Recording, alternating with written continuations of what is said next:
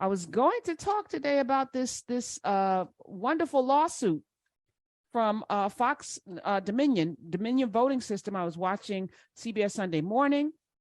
They had an amazing show every Sunday. That's my jam. And they were talking about this lawsuit and how it is exposing the gaslighting, the lies. There was one in particular where Tucker Carlson was caught saying how much he effing hates Trump. Like, I effing hate this guy.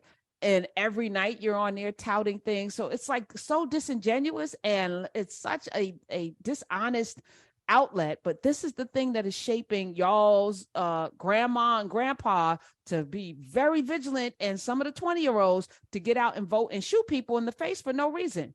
So Dominion voting system, I was like, yes, get them. Now it looks like Fox has settled. They've asked to settle out of court while the jury was being picked. They were like, this ain't gonna be good for us. Undisclosed amount.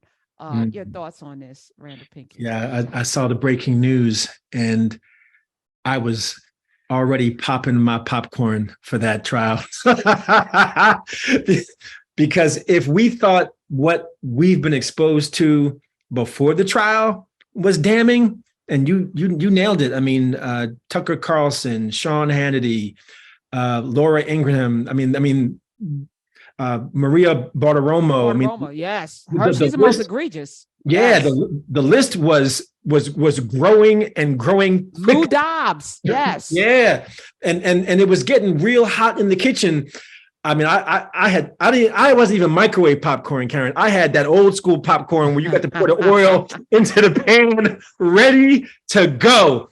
So I'm not surprised. I'm just disappointed that they settled, because Dominion had a legitimate case, and not only that, the discovery and the release of what they were able to determine had the potential to really take Fox to a level that had been unprecedented, because they've had carte blanche to say darn near whatever they want to say without any repercussions and no accountability.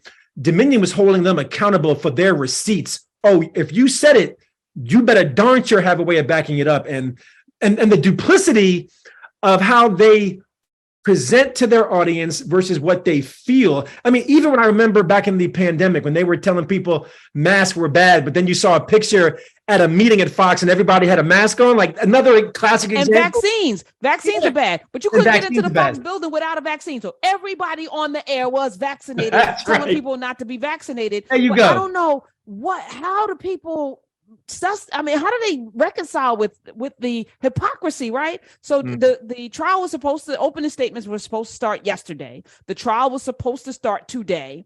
The judge didn't yesterday provide explanations for the delay. But now we know they're settling. Dominion, the reason why they were suing, because Fox said that Dominion had faulty election machines and that they did something to make Trump lose the election. It was their fault. It was their fault. And the evidence shows without a shadow of a doubt that there was nothing wrong with their election machines, and Trump absolutely lost. And what's really diabolical is that all of the Fox hosts, except I think Maria Bartiromo, who still won't go on record saying that she believed that Trump lost. She's, I don't know what her deal is. But anyway, everybody from Fucker Carlson to the rest of them knew that he lost, and they knew they were lying about it. And that came out in Discovery, right? So and Rupert Murdoch got busted lying. Dominion was asking for $1.6 billion. So if they settled, it's got to be close to this. It's got to be close. Yeah, no, it has to be. Because I have to believe Dominion ultimately wanted their day in court. I have to believe that. Not only, the money, yes, but reputation, integrity. I mean, their business model is predicated on the integrity of those systems.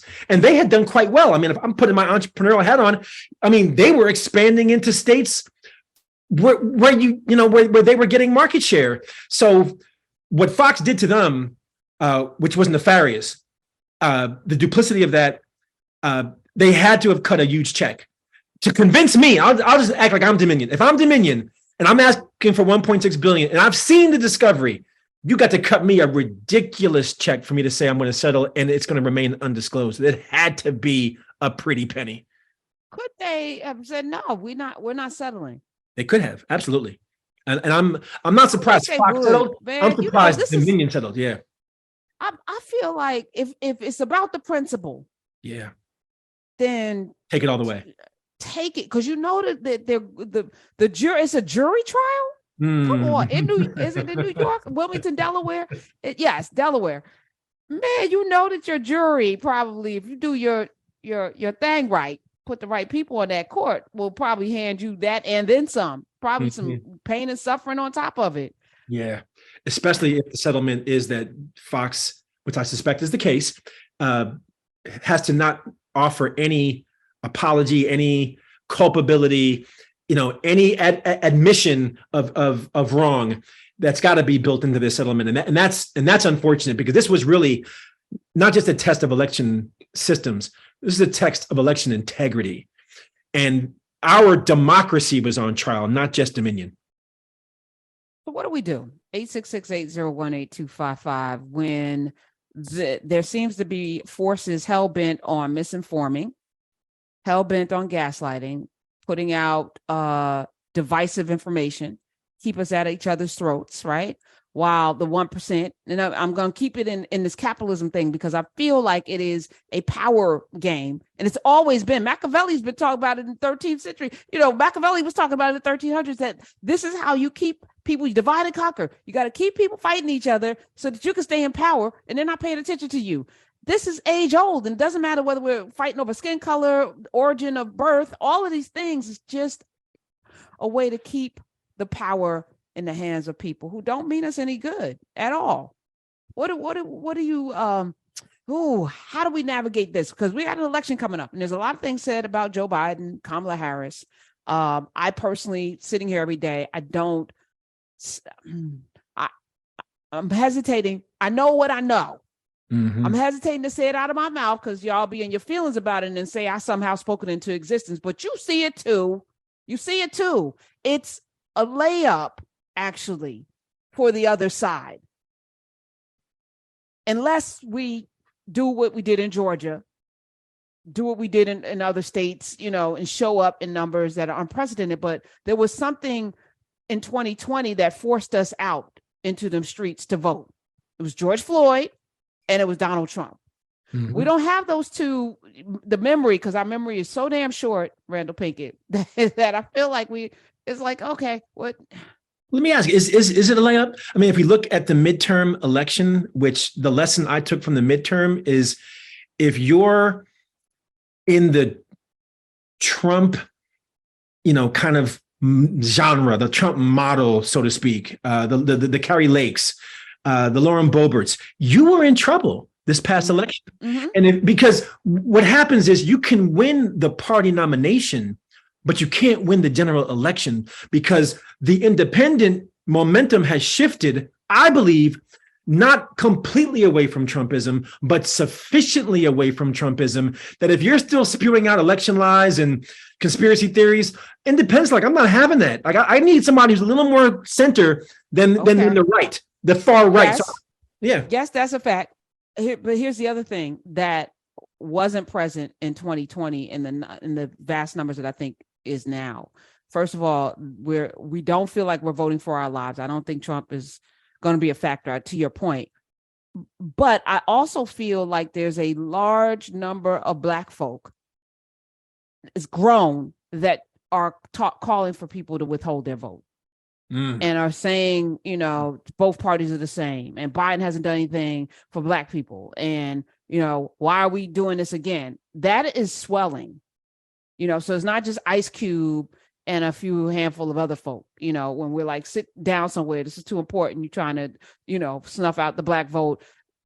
And the Democratic Party, I don't believe, has done a great enough job messaging still y'all not still messaging properly, to the people who will get you elected. South Carolina Black folk, Georgia Black folk, period. That should be your whole thing. You ain't getting back the voter that loves Trump, that's in middle America, those blue collar workers that Joe Biden feels like those are his people. They're never voting for you.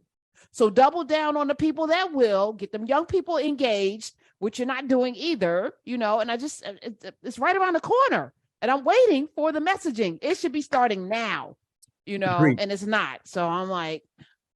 But you got to get me right then, Karen Hunter, because on one hand, I hear you saying we've got to be judicious with our vote. We got to folks have to earn our vote. We can't just be allegiant to one party. But then I also hear you saying we got to align with the Democratic Party because that's the side that stands. So reconcile that for me. Reconcile that for me. Okay. So folks are clear and I'm clear. In a perfect world, they would have to come to us and we would have a laundry list of things that we need, right? Instead of just showing up to our churches and whatever, and we give them the vote, but we don't ask for anything. So I haven't seen a groundswell of like, where's the list of things that are being asked for and who's delivering these said lists, right? Because the people who have been who've had access in the past have only gotten things for themselves. They have not gotten anything for Black people. They have gotten things for themselves. Individuals have been able to go Super Bowl parties and have, even bigger conferences and chicken dinners and more money from corporate America, but they have not done anything to impact social voting rights, education. I mean, like, I don't see any policies that have come from all of this. And yes, we can talk about the infrastructure bill disproportionately maybe helping Black places like, Jackson, Mississippi or whatever, but then you got to get that money from the local folk to funnel into where it's supposed to be. So we have a local election issue, but federally, I don't see there being any kind of real campaign to shape a message, but also how do we even deliver what are, they say no tangibles. What are the tangibles? Reparations? Is that the thing that we all agree needs to be at the top of the list? We're going to talk about that today. We're going to talk about this later. Talk about that today. But if we're not having these conversations right now, 2024 is right here. What are we going to do? And then we don't have a choice, right? By the time we get to, next summer, it's a wrap, So then we're going to be forced to vote for the Democrats because they're not the same party. And at least it's like, this party won't kill me. You know what I'm saying? So I don't know. It's a really bad conundrum that we find ourselves in because we've had a lack of real leadership, personal leadership too. Because it's not just, we shouldn't abdicate that to one person to go deliver the list. But we're looking for the next Martin Luther King. But I don't know who delivered the list for the Asian community or the Hispanic community. But somehow they had an agenda, both of them, and they got things, so I don't know. Randall. Right. So what I hear you saying is we can't give up our vote for free. We've got to make specific strategic demands that say, in exchange for the vote, this is what I'm demanding, not what I'm expecting, but I'm demanding for you to earn my vote. But then the conundrum is that they don't deliver. Where are you going to go? Right. They say that the best negotiation is to have a best alternative. And so if you're not going to vote Democrat, then I can see why some Black people might say it. I'm not supporting this. I can see what they say, well, then don't vote at all, because that is a vote unto itself. I'm not supporting that, but I'm saying I understand it. Yeah, I mean, I struggle with the level to which I'm going to excoriate someone who is at that frustration point, because it's a legit place to be. Right. At the same time, I hit him back with, well, what's your plan? All right, you don't vote. You are casting a vote for the other side that absolutely, for a fact has already shown you in Florida, Texas, Arkansas, who they are, what they think of you and what they'll do when they get power again. I mean, Trump was like, federal government, all you federal employees, which mostly are Black people, y'all gonna lose your jobs this time. He tried last time. They want to dismantle. He wants to move it to these rural places. He wants to give those jobs to people who look like him. He said that out his mouth. And DeSantis is even worse, right? So if those are the two that we're dealing with, your life is going to dramatically change, and especially if you live in one of these states, right? So yes, I understand. You feel like you're wasting your vote, but the alternative, not voting with no plan, that's even worse. It's unconscionable. It's unconscionable.